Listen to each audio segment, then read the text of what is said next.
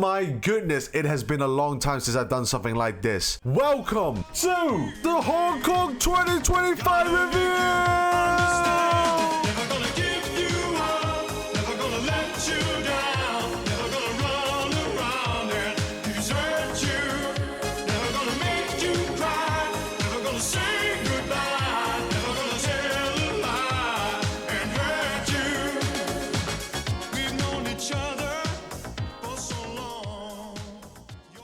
The beginning of Hong Kong's football national team fixtures for 2025 has been nothing but pure excitement. But before we jump into 2025, there are some brief stuff that needs to be mentioned for 2024 coming into 2025.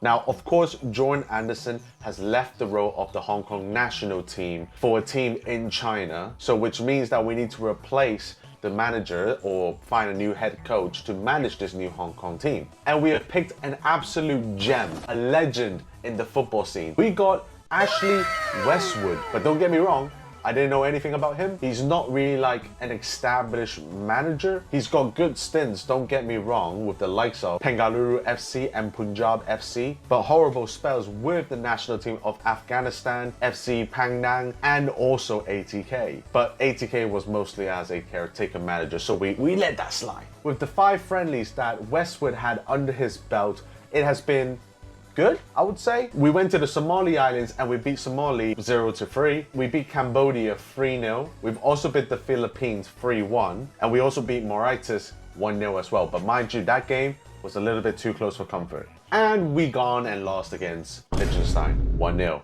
Then we have the EAFF qualifiers, which is a 2-group competition with the teams finishing first place going up in the finals, and whoever wins qualifies for the actual EAFF, going up against Japan, South Korea, and China. North Korea is not invited, and they have not been invited for a long time now, but they are technically our main competitors in this competition, so they're not in it, so we have to qualify this event. There is only a group containing 2 teams, which is Macau and Guam, so those 2 just basically have to play against each other once, while Hong Kong, they have to play Taipei and Mongolia. Hong Kong, of course, breezed beating Mongolia 0-3 and beating Taipei 2-1, and then on towards the final, we got Guam. But honestly, Guam, I love you guys, but you guys always get hammered by Hong Kong. So we ended up piping these lot 5-0 and qualifying to the EAFF, which is a good thing, right?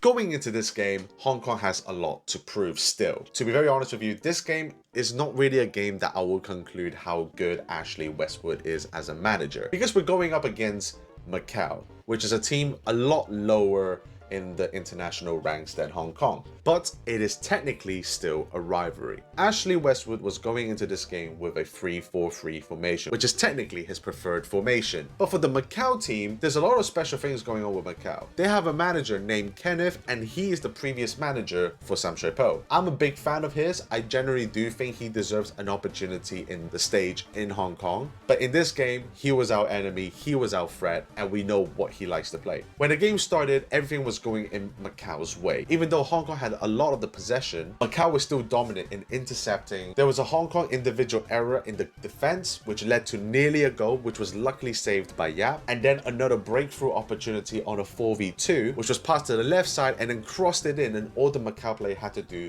was just tap it on target, and it probably would have gone in. Everton was the main guy for this team. The way he just breezes past players with his raw pace and raw strength, he is a threat every country should be worried about. But finally, the first goal for Hong Kong came in from a corner. Wong basically whipped it in, and Jones was as free as a bird and basically kneed the ball into the goal. Second time is the charm. Everton beat 2 Macau players on the right hand side all the way to the penalty area, passed it in. Murky scores the second goal. At this point, it was 2-0 going into the second half. Technically, this could have been a lot more goals, but Macau's goalkeeper decided to pull an absolute blinding performance for the second half, making save after save after save. Hong Kong technically should have been like 4-0 or 5-0 up, or maybe even 5-1 for Macau, because Macau had quite a lot of opportunities. But yes, 2-0 against Macau. In the end of the day, a win's a win, an international friendly. Can't complain.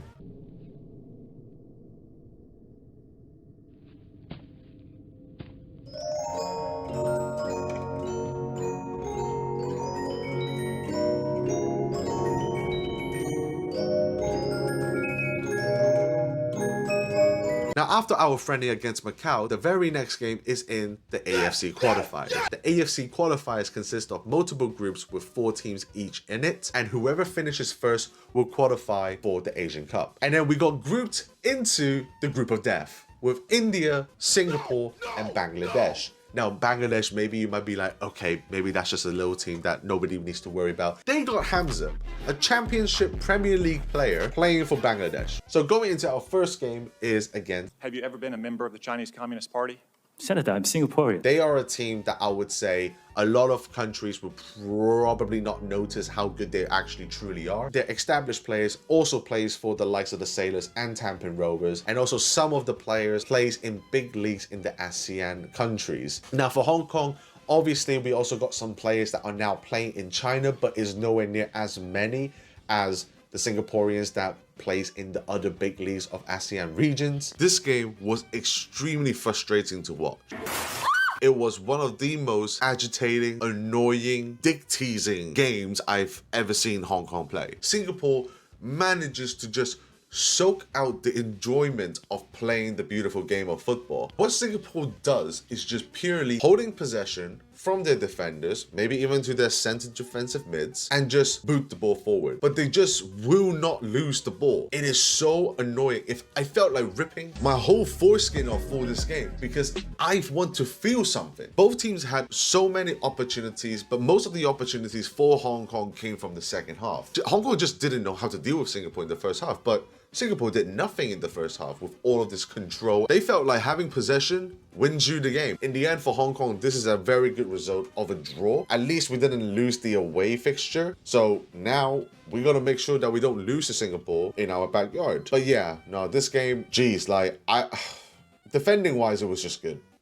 But yeah, there was just nothing from the attack. I don't even know what to say about this game. Like, I don't even want to waste your time from talking about this game.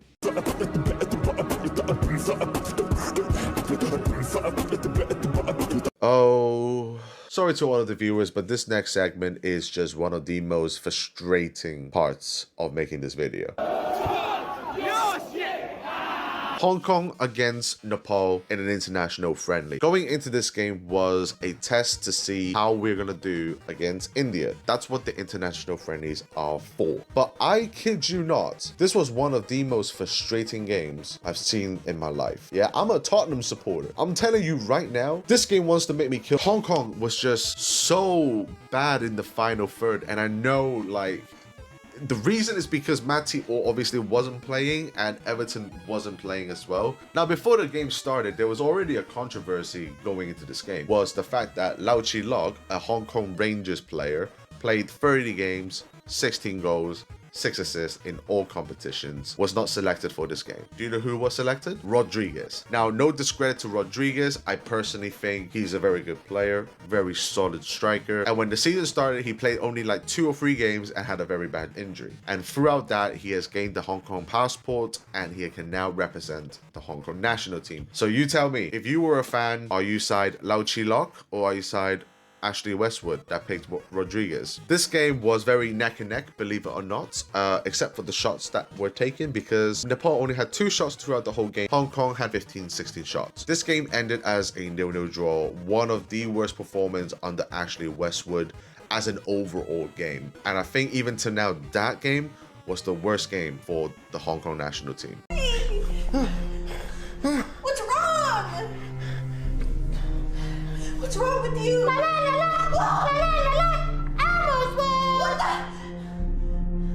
And here it is, the Hong Kong national team going up against India. The home game to really define where we're gonna be at in this qualifiers. I generally thought chance that Hong Kong get put in a split, a chance Hong Kong get a draw. I'll be happy with a draw. But a win? Boy, I might bust. For India, I would say was really, really disappointing. Even as a Hong Kong spectator, I didn't know what they were trying to do. You watch this game and you're just like, what happened to this India team? The team had less passes than Hong Kong, had less possession than Hong Kong, and they have less expected goals, even though this team has made more shots than Hong Kong. I can give credit to Hong Kong for their great performance, because without the defense, I generally think India would have scored at least 1 or 2 goals. I think we are in an era right now where our defense is actually our strongest part of our team. And the game was also surprisingly quite back and forth. Both teams had great opportunities to score first, and fortunately for Hong Kong,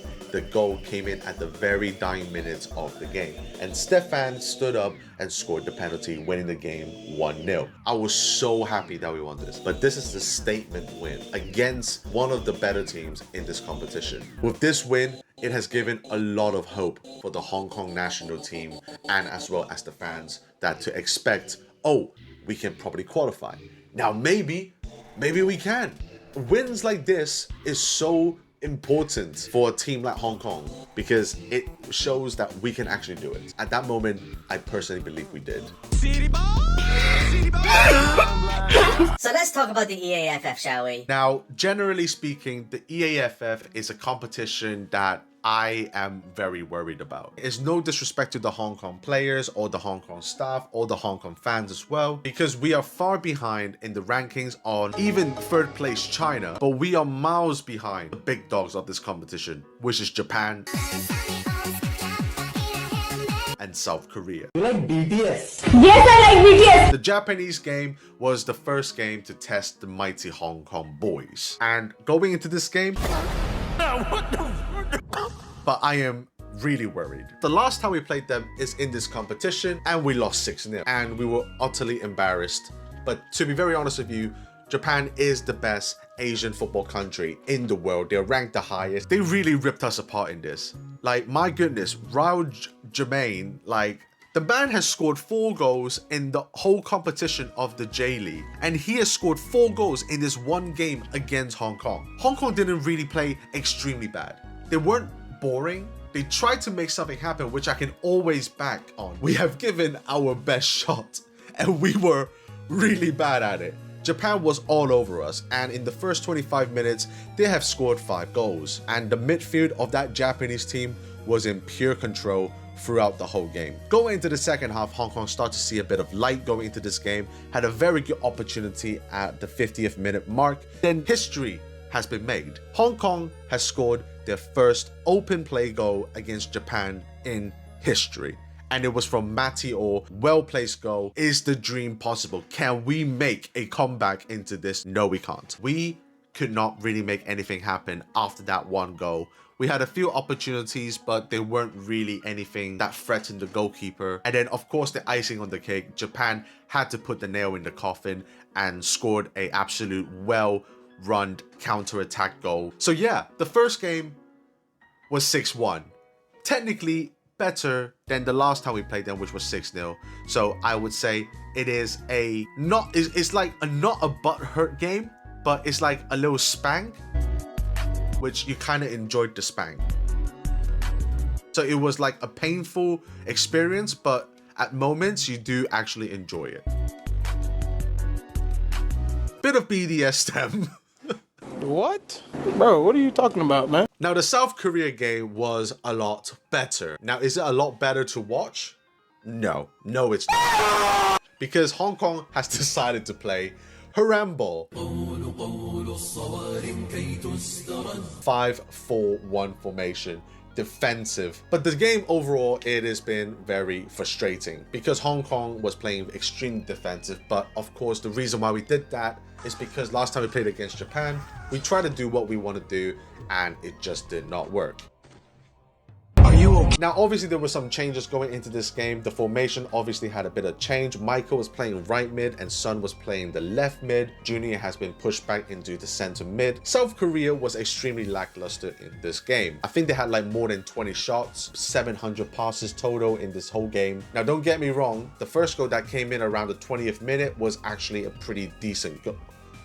Jesus Christ. Kong with the touch, twist and turn, beat the Hong Kong defender and shot the ball, and the ball went in. But still, throughout the whole game, Hong Kong were really trying their best and make a counterattack of all sorts. But South Korea were the team that were making the better opportunities because Hong Kong just couldn't get the ball out of their third half, actually, to be very honest with you. But then in the 66th minute, very similar to the second goal that Japan scored, it was whipped in from the left-hand side, very poorly managed from Senichi, and scored a header, which was a very good ball movement play from the striker, and South Korea was still trying to make anything happen to see if they can extend this scoreline, but the game ended 2-0.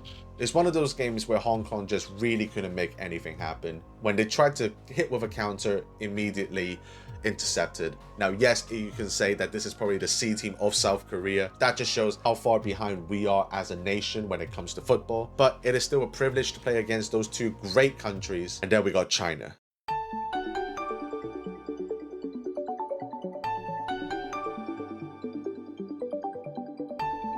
This is a game that I absolutely want to win. China also lost both games to Japan and South Korea, but the performance, according to Chinese media, is that China was extremely lackluster, especially from the defense. The issue of going into this game, a little player called Shinichi-chan, for some mysterious reason, out of nowhere, basically is not eligible to play in this game, and we don't know why. Let's just say he doesn't want to be in the bad books of Shanghai. I am not risking my career for this. Another controversy that came into this game was, I think, the end of the game. Macau actually had an agreement with another Chinese team that he will play for this team for the next season. He went out and he said let's just say some things that probably Chinese people won't really like to hear. The thing is that it is his career and an opportunity to play in a league where really, like, it could really develop his growth. And he has said those following words, and in the end, he lost that opportunity. And as well has been racially abused by quite a few Chinese supporters, which I would say, grow the fuck up. Like, you don't need to say any of these things. Like, come on, mate. At the end of the day, it's all about the football. And this is the best football I've seen Hong Kong play in this tournament. Now, overall in this game, China had the most opportunities. They had the better chances in this game. Hong Kong, most of their chances did come out of the box, and pretty much the defense of Hong Kong was pitch perfect. There were no moments where I felt the Hong Kong defense was shaky. Leon Jones in this game was sensational. And by the way, this is the first time we have played 3-5-2 in this competition. The only goal that came into this game was from China. Unfortunately, Hong Kong lost this game 1-0. Yap basically landed awkwardly and dived the wrong way because he was already going down that way.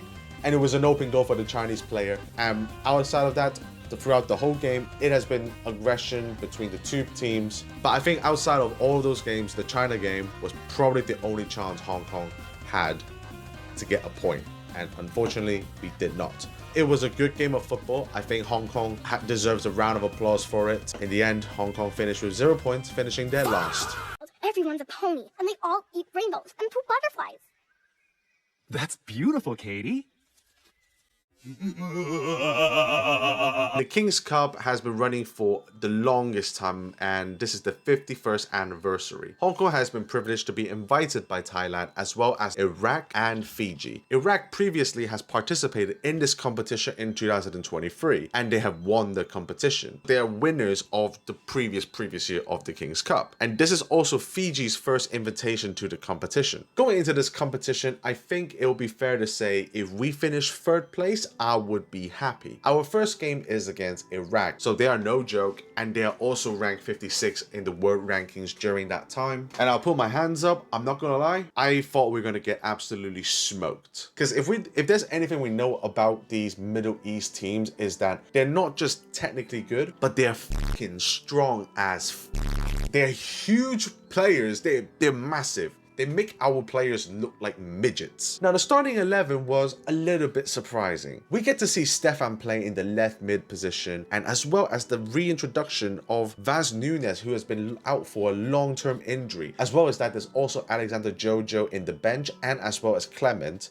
players that we don't really get to see chances to play. Hong Kong may not be very good at distributing the ball, but the one thing about Hong Kong that they're very good at is just non-stop running. Yes, we do get gassed out very quickly, but it's the players that we have that will always keep trying. And that's what we've been doing throughout the first half. And Iraq hasn't really been that good in the first half either. They were just passing around the ball, you know, trying to find some open space, and we've defended really well. And going into the second half, well, let me tell you something, my friends. We have been given a penalty through a very stupid decision from the Iraq defender. Matty Orr stood up and scored the goal. But then something something just wasn't right with Iraq. All of a sudden, they felt a lot better, and they have just turned into prime Barcelona. They scored their first goal. Bicycle kick from the striker. And yes, to be fair, it is a very good goal, and it was a well-deserved goal because the whole game, Iraq has been really the only team that has been able to attack out of the two teams. Iraq kept up with its momentum with the attack and possession, and then during that, Hong Kong was really struggling to even get out of their half. In the 81st minute, Iraq scored the second goal, and this was also a very good goal. I think that goal showed that, damn, our players ain't as big as those players from the Middle East. And then the game ended as a 2-1 defeat. And honestly speaking, not a bad result. I will pat the Hong Kong players in the back and give them a smooch and say, I'm proud of you, son. So now that we couldn't qualify to the finals, we have a very important game for Battle of Third. And surprisingly, we actually went up against Thailand. Bro, what the fuck what did you just say? Fiji was a very interesting team to say the least because except for the fact that they're very good at rugby sevens, I also thought that their football capability is quite good. Going into this game against Fiji, this is the most even out game possible.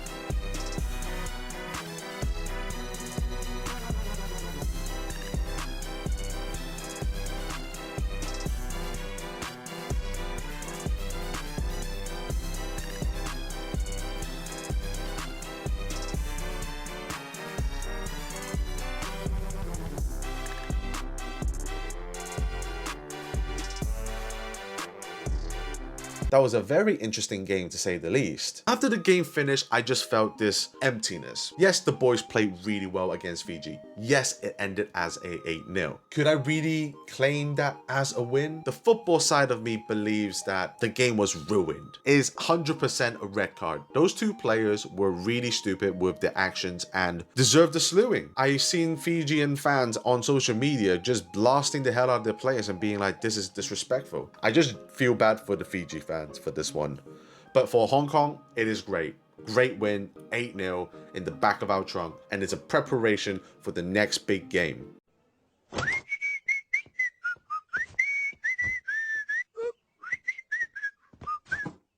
Now we have two fixtures against Bangladesh, one on the 9th of October and the other one on the 14th of October. The first game, Hong Kong has to go to Bangladesh to play the game. The streaming server for the Hong Kong RTHK, God forbid, please next time fix this shit. And the first half started with Bangladesh going out with a legit bang. I tell you what though, folks, that's bloody nice. Bangladesh was on the front foot the whole of the first half. Their first goal came in from a fantastic free kick for Hamza because of a friendly help of Matty Orr blocking the goalkeeper's vision. And there was a slight little touch from Matty Orr's noggin to give that extra boost into the back of the net. But we all know what the football gods are like. Gift from God, the ball mysteriously landed into Everton's feet and he put the ball in, making it 1-1 before the first half ended.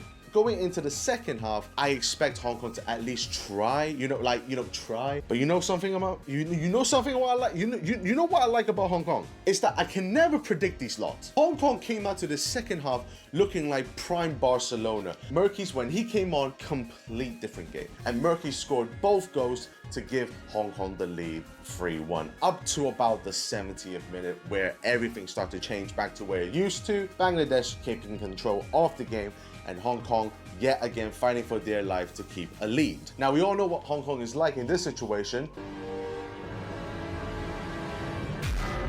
And that is exactly what we did. We did not continue with our momentum. Bangladesh, they've definitely injected something into the players' veins. They were incredible. And finally, they have scored the second goal. And the second goal, of course, in Hong Kong fashion, it is an individual error. Yap landed on his leg, awkwardly trying to catch the ball, and has done his ACL. He is not just a regular player in the Hong Kong national team, he is the club captain. He is the most vocal player in our team. But luckily, we got Zhu Kaowing coming in, very strong, tall goalkeeper. Then the third goal came in from Bangladesh from the 99th minute. They were pushing and pushing, and finally the goal has come in, and it was 3-3 in the 9th minute of added time on the second half. But Lord above, I'm telling you right now, I will just play this clip.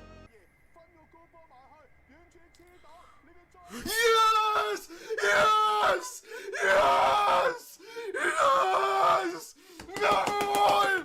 Yes! Can someone explain to me how we managed to win this game? Bangladesh looked bangtastic, and we got the win. I will bloody take this with a whole packet of salt. We nearly bottled it, but Murkies put it in the back of the net for the third goal. He has got a hat-trick, and he's in hot form. I've never seen a Hong Kong footballer that had a celebrity status of Murkies during that period. God, everyone was talking about him like he's the new birth of Christ. Now on to the bad game, which is in Hong Kong, believe it or not. I'm not even gonna waste your time. The game ended 1-1. If you watched the game, you know how I felt. The first goal came in on the first half for Hong Kong. The Bangladesh player made a mistake, horrible touch, and Fernando got the ball and he was brought down in the penalty box. Matty Orr stepped up and scored the penalty, as he usually does. Penalty king. Into the second half, Bangladesh finally found out that, oh, actually, we need to win this game. So they really tried.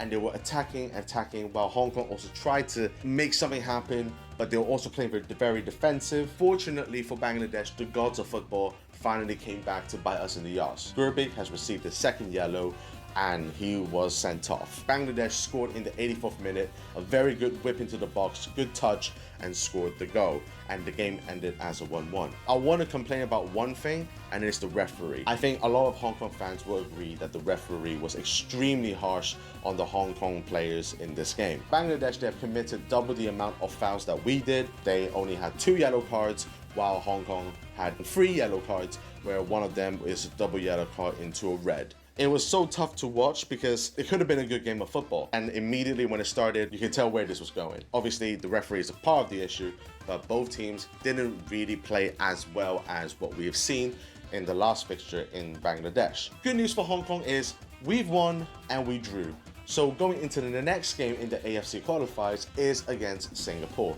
Singapore beat India, so which means one thing. Hong Kong against Singapore is a very, very important game.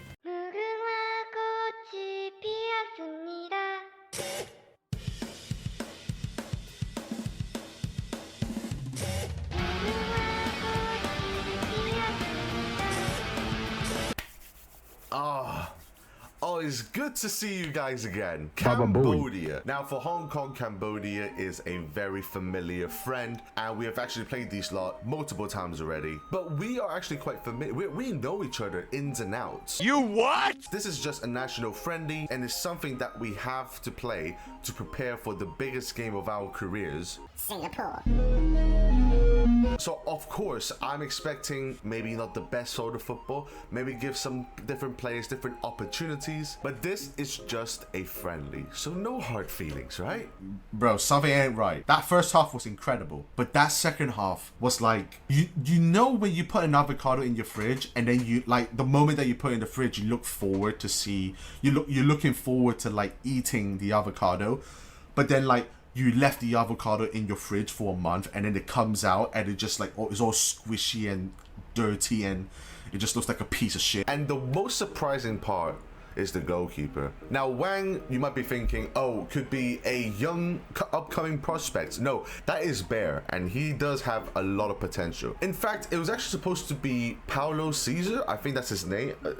Even is. So it was supposed to be him to replace Yap and to be maybe the second or third choice, but he turned down the offer, and Wang has agreed to the proposal and has come in and surprisingly has started against Cambodia, which is fine. It's good to see some fresh faces, some returning faces we haven't seen in a while. First half was absolutely incredible. The best, I mean, this is like one of the most champagne-esque football I think I've seen Hong Kong play. Now, we may not have scored many goals. In fact, we've only scored 1 goal in the first half, but everything was coming down from the left and the right, and both wingers were absolutely incredible. And the overall synergy, the chemistry between each and every player in this team in the first half was pretty incredible. But of course, there's always something to be disappointed about. What is that? What the fuck is that? The first half ended with a 1-1 draw. Nothing to worry about. This is just an international friendly. In fact, I was a little bit too worried that we may be showing too much stuff for Singapore. I just don't get it. Now going into the second half, how can we go from champagne football to like mud? I don't understand. I was not on board on that second half. Our final third was just non-existent in the second half. It is up there with the performance against Nepal. If you just turn on the TV before the second half started, I think everything would have been fine. In fact, what we have learned from this game is that we still have big issues in the final third. Defensively, we're sound, but my God, we need some of our strikers score goals now, because we just can't, we can't keep doing this.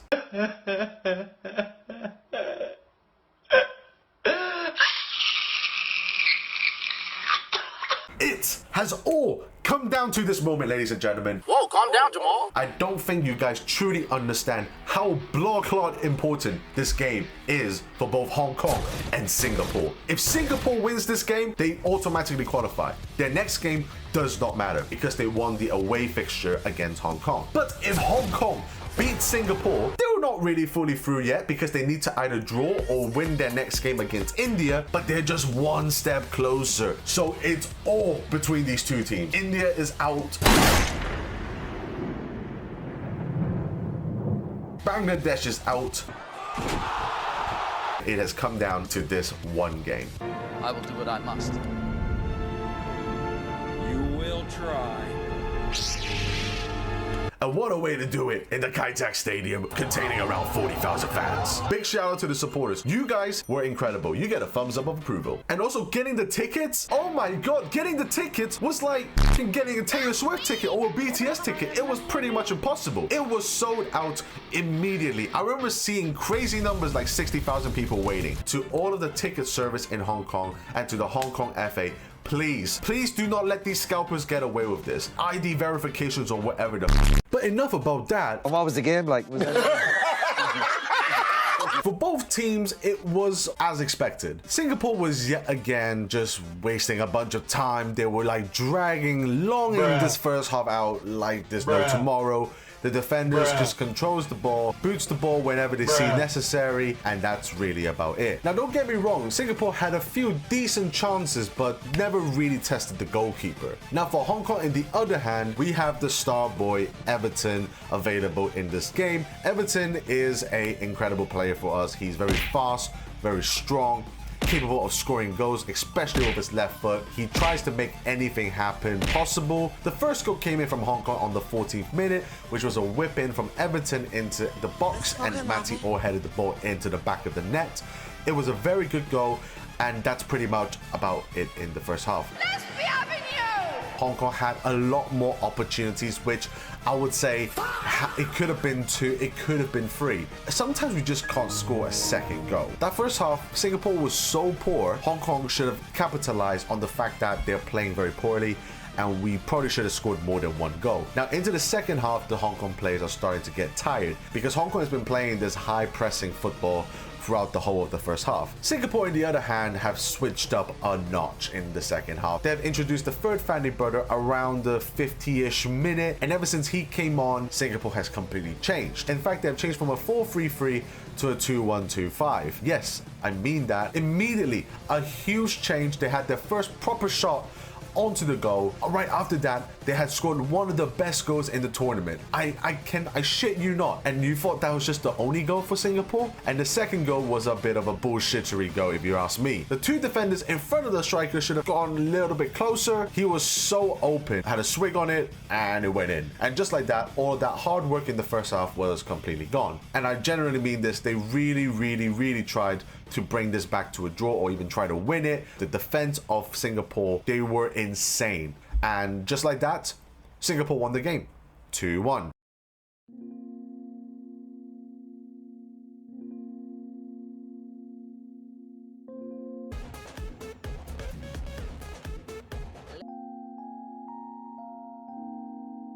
Even to this very moment, recording, talking about this game, I still feel sad about this result. I think the better team won for sure. And to see Singapore celebrating the way that they did, it really irks me. All the fans were bloody idiots. And the players also didn't. They also played like idiots. Like you lot. You lot were taking the bloody piss out of this win. I remember seeing Ryan like just mocking him at the very end of the game. That was funny. The national team has been a huge success this year. 40,000+ supporters of Hong Kong came to watch Hong Kong play in the Asian Cup Qualifiers. Like, what the hell is going on? If only those fans will show that exact same support to the local Hong Kong teams, I would say it would have been a huge dub.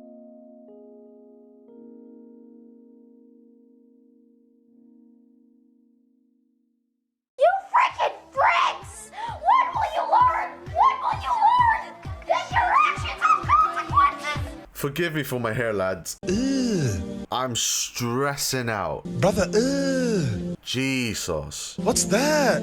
The 24th of November, the Hong Kong Football Association has confirmed the sacking of Ashley Westwood. They say it was a mutual agreement. Yeah, you got me there. The Hong Kong FA has to go out of their way to find a new replacement. How do you guys feel about Westwood overall? I've also asked some of my subscribers as well as friends to give me their feedback, their personal opinion on the whole matter, and it's all on a post on my channel. So if you guys want to read all of what they said, feel free to do so. And please feel free to comment your opinion on Ashley Westwood, how well or how bad Hong Kong has done in the year of 2025. The rumors is that we are getting an interim manager, and I had a feeling it's going to be someone from the Hong Kong Premier League. There's obviously a few great candidates, but for me personally, it was going to be Roberto of Eastern, even though yes, he had a very bad season so far at the moment for Eastern. If we manage to get all of this, if we get this version of Roberto for the Hong Kong national team, me, we're gonna go places. You're a wizard, Harry.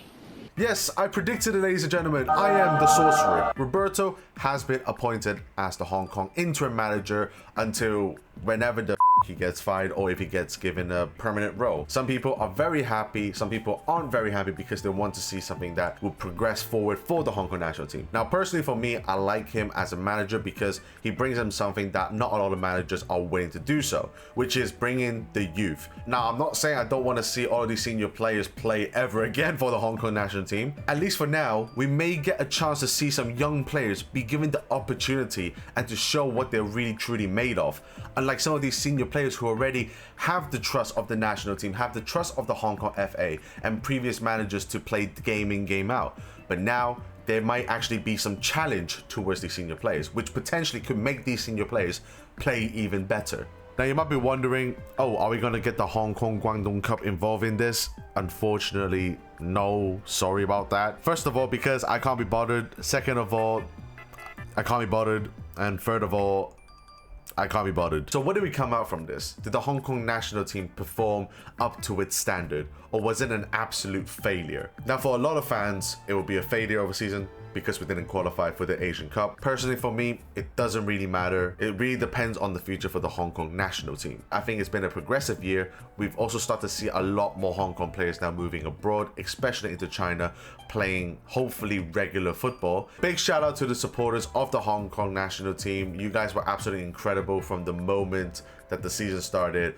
Overall, Westwood as a manager has been okay. I don't want to dive too deep into this, but I just think that the Hong Kong national team players just doesn't really fit the style of play that Westwood wants. There's definitely a lot of players that plays for the Hong Kong national team that cannot keep up with the physical intensity of what Westwood wants. So overall this year, the national team is getting a B rank.